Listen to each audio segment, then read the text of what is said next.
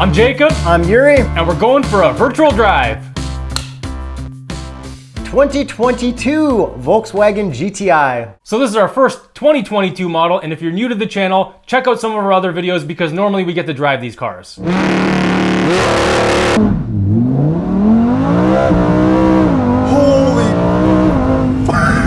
I think that was the best launch we've ever had. I'm actually shaking. Yeah, the only reason we're not driving them is because we're all stuck at home. But if you hit subscribe, when we start driving again, you'll be able to see those videos right away. So we should probably start with the horsepower and torque. Horsepower and torque. 241 horsepower, 272 pound-feet of torque, which I had to convert from the European 245 PS and 370 Newton meters of torque. That's coming from a 2-liter 4-cylinder turbo, made it to both a 6-speed manual and a 7-speed dual clutch. And that's up from the previous GTI, right? Yeah, every generation they seem to go up a couple horsepower, and now that we're in the 8th generation, we've definitely gone up a little bit. But that's still not as much horsepower as an i30N or a Veloster N. Yeah, still not as fast as Hyundai's N products, so watch some of our other videos where we review those and compare them to current generation of GTIs. Yes, because the biggest thing you guys say in every Veloster N video is that a GTI is better, and I'm not really sure it is. So let's focus on this GTI coming as a 2022 model in the fall of 2021. Since this is the 8th generation and it's an all-new model, I'd like to start with the looks of the front end first. It definitely looks more like a 911 now because that grille is fully open at the bottom. Yeah, when the photos of this thing first came out, I really didn't like it, but now that I look at it more, I really like it. I think it had to do with the honeycomb fog lights. Yeah, those are actually pretty cool the way they sit into the honeycomb grille, and in all the marketing stuff, they keep saying how the honeycomb is a trademark of GTIs. Personally, I always thought the trademark of GTI was the red line, so I think that's a little section of marketing be marketing there. And now there's actually an optional LED strip where that red line is, so it kind of makes a whole line across the headlights, and I think it looks pretty cool. I think you almost have to option that. Yeah, that's definitely a cool feature, and even the DRLs are really cool. They're pretty much like the old Volkswagen GTI DRLs, but a little bit more angly and aggressive. Yeah, and with those honeycomb fog lights, which by the way are optional, the headlights was the next thing that really stood out that I wasn't sure if I liked, but now I really do. And previous GTIs had those like 3 Wolverine stripes going right through the front sides. Now they kind of have an outline going around that bottom grille, which I think is a cool way to change it up a bit. And then also with this new generation, we should probably mention that the Volkswagen badge is slightly different as well. Yeah, apparently they made it a little bit flatter to signify their new electric push. And then they also upgraded the GTI logo. I guess it's like the old one, but just modernized a bit. I really like it. And so now let's talk about the side view. The first thing that I notice on every GTI are the wheels. And I think these wheels are pretty nice, but I feel like they could have done better. To be honest, I think the wheels fall perfectly in line with where they should be compared to other GTIs. And like a lot of GTIs, we also have red brake calipers back there. I just really like the wheels on the Mark 6, which is the same GTI that you have. It's actually my wife's GTI. Thank you for saying that because you normally like to claim it as your own. Well, I own it, but... And then as for the rest of the side view, it looks pretty much like every other GTI. However, the back of the Golf kind of slopes down. I feel like they softened the back of it a bit. Yeah, they just kind of worked the lines a little bit. Overall, it's not really a big departure from the previous generation, I don't think. So moving on to the back end, the first thing I noticed was the taillights. There is a cool fading pattern when you look up really closely, but from a distance, it looks regular GTI. Yeah, and the taillights look really cool when they're on and the turn signals are on, but just like Audi's, because of North American regulations, I don't think we're gonna get exactly that in North America. I think that they're gonna have to add some kind of light or one of the bulbs will have to be on, but overall they look really cool. And what do you think of the exhaust? Dual exhaust, no issues. And so talking about the exhaust, let's hear what this car sounds like in this generation according to the press footage. And according to the press footage, I think it sounds terrible, but I think it's actually gonna sound way better in real life. Hopefully they get rid of the pumped-in audio and bring back the sound actor, like my wife's GTI.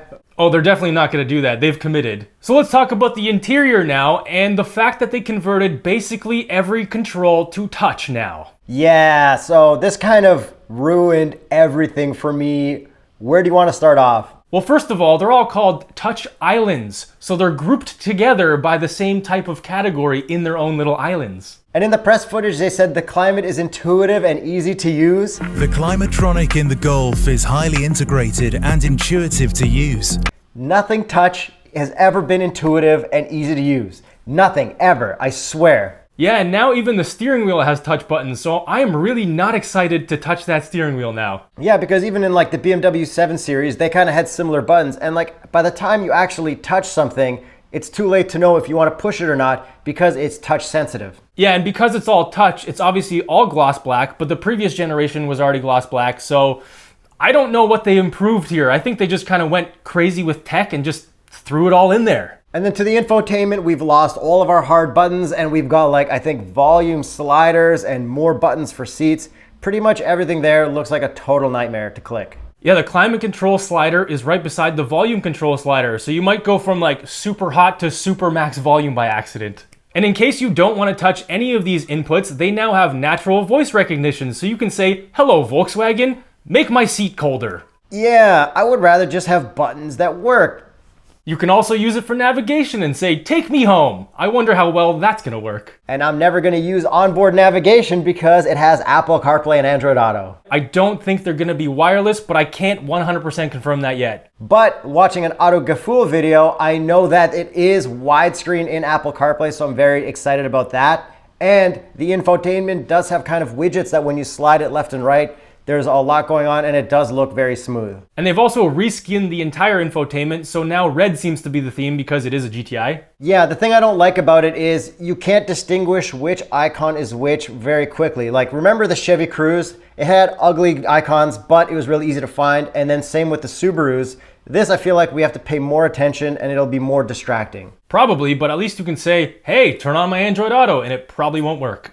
No, there's no way anything's gonna work. And so now let's talk about the gauges, because we've got a screen for the infotainment and a screen for the gauges, so it's all digital. Yes, and the best part is they move the screen from the bottom up to the top so it's in your line of sight while driving, just like the Jetta. Remember the old Golfs, you had to like look right down? Yeah, you did complain about that, so I guess you were right about that. Yuri, the always right Tereshin. Just kidding.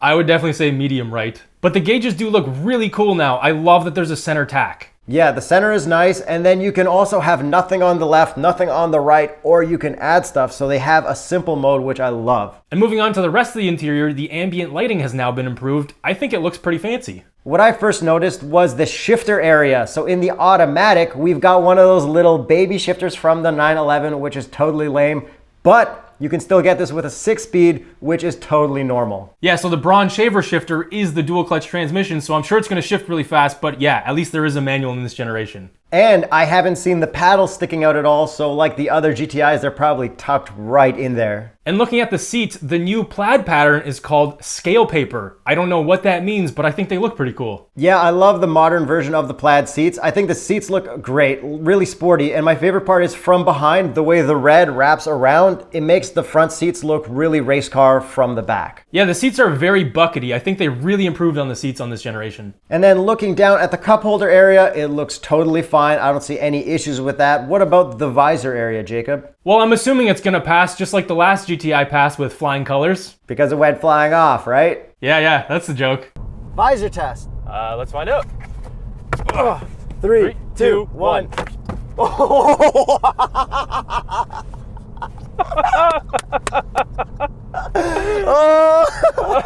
Oh my God. Pull over.